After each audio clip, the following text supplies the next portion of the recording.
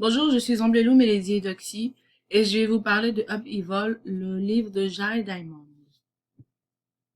Bonjour, je suis Amblelou Mélésie Doxy et je vais vous parler du livre Upheaval de Jared Diamond. Je traite principalement sur le chapitre 1, les crises personnelles.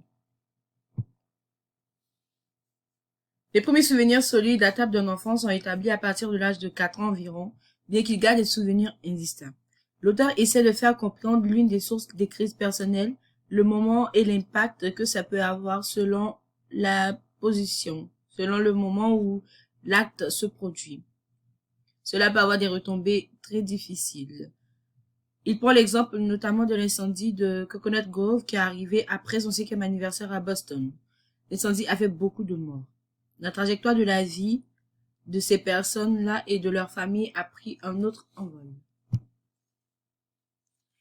Jared nous explique l'une de ses crises personnelles, professionnelles qu'il a vécues à 21 ans, chose qui a été difficile parce que c'est dû au fait de quitter son continent, son pays natal pour l'Angleterre. En effet, Jared avait une ineptie technologique, ce qui l'empêchait de mener à bien le projet qui lui était confié sur la production d'électricité dans les anguilles électriques. Il nous explique comment ça s'est passé. Au vu d'une recommandation de l'université d'Harvard pour les études supérieures à l'université de Cambridge, il suffit de se voir les professeurs et l'université qui l'ont recommandé. Il décida alors de travailler sur un projet qui lui est propre, à savoir le transport de sodium et d'eau par la vésicule biliaire. Pour ce faire, il utilisa la vésicule d'un poisson. Il était plus intéressé par les tissus que par la vésicule elle-même. Il rencontra deux difficultés majeures. La première était qu'il n'avait peut-être pas la maîtrise technologique simple qui lui aurait permis de détecter une tension à travers la vésicule ou qu'il avait tué le tissu sans faire exprès.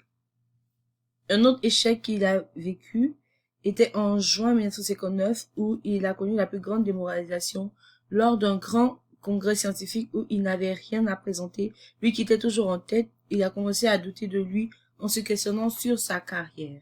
Il s'est mis à lire et relire le livre de Thoreau qui lui parlait de l'ego des scientifiques. Le livre parlait d'un constat qui était que la seule chose qui motivait les scientifiques était la vanité des reconnaissances, de pas se laisser séduire par ça, mais qu'il était mieux de comprendre réellement ce qui est important pour nous. Thoreau lui a permis de se questionner davantage sur sa carrière et celle qu'il avait entamée à Cambridge. Il prit un mois de congé en Finlande où il a appris la langue finlandaise, une chose qu'il a beaucoup aimée et qu'il trouvait différente de ses deux derniers échecs scientifiques. À la fin de son congé, il voulait abandonner la science et ne même plus retourner aux études.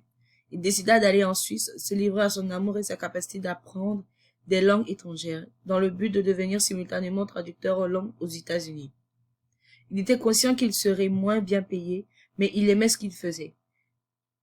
Sa crise prit fin quand il rencontra ses parents lors d'une semaine à Paris.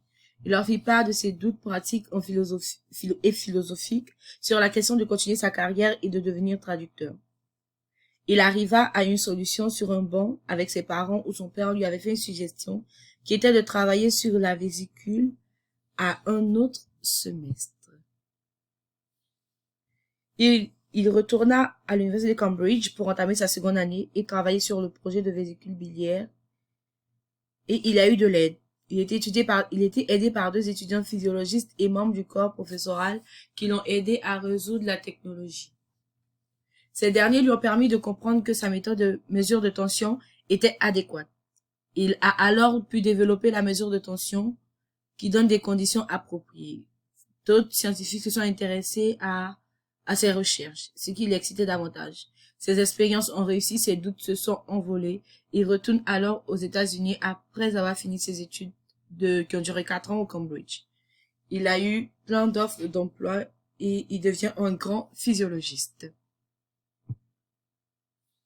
Les facteurs liés aux résultats des crises personnelles. En un, nous avons la reconnaissance de la crise. Il s'agit là de reconnaître qu'on est en crise, d'avouer en disant oui, j'ai un problème, afin de pouvoir le régler. C'est ce qui pousse les gens à aller consulter les médecins. La seconde est que les gens reconnaissent en disant j'ai un problème, mais ils accusent les autres ou cherchent des forces extérieures qui sont les facteurs de leur vie misérable. Il faut assumer ses actes, contrôler ses actions, et les autres ne peuvent rien y changer. En 3, il faut identifier et délimiter le problème. Si une personne en crise n'arrive pas à le faire seule, ça sera paralysant pour elle. Il faut se demander ce qui fonctionne bien et ce qui n'a besoin d'être changé et ce qui ne fonctionne pas et qui doit être changé. En 4, le soutien émotionnel est très important. L'apport des amis ou des groupes de soutien institutionnalisés. Le soutien émotionnel comprend un bon auditeur, une aide à clarifier les questions et aider quelqu'un qui a temporairement perdu l'espoir et une confiance en elle-même pour pouvoir les retrouver simultanément. En 5, il faut les personnes qui ont vécu la même chose que nous et qui l'ont bien réussi, il faut leur en parler pour qu'ils nous permettent d'apprendre comment ils ont pu dépasser ça, comment ils ont pu surmonter les difficultés. Le facteur d'ego. Facteur important pour faire face à une crise. Avoir une confiance en soi, avoir un sens de l'objectif à atteindre, s'accepter soi-même pour qui on est, tolérer des émotions, gérer le stress. Auto-évaluation honnête.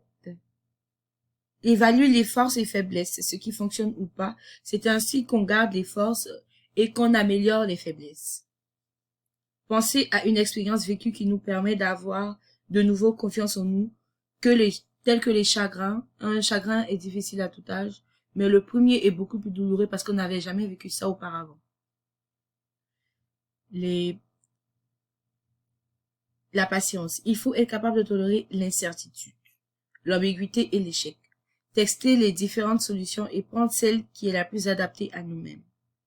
Il faut être flexible et user de plusieurs moyens, remplacer l'ancienne approche par de nouvelles. La flexibilité peut venir de la liberté d'avoir été autorisé à faire ses propres choix en grandissant. Il faut improviser de nouveaux plans si possible. Les valeurs fondamentales individuelles. Croyances que l'on considère au cœur de son identité et qui sous-tendent à son code moral et les perspectives de la vie comme la religion. Nous sommes tous prêts à dire plutôt mourir que de trahir nos croyances. L'absence de contraintes personnelles. La liberté de choix sans contrainte est difficile selon qu'on a des responsabilités telles que les enfants ou un travail très exigeant. Cela impose juste des défis supplémentaires. Les facteurs aux résultats des crises nationales, qui sont presque semblables à celles des crises personnelles, mais à des différences près parce qu'il s'agit d'un plus grand groupe de personnes. Dans le chapitre 2, cela est beaucoup plus développé parce que bien en plus de ces 12 facteurs-là, ils prennent des crises bien particulières et les développent. Je vous invite donc à lire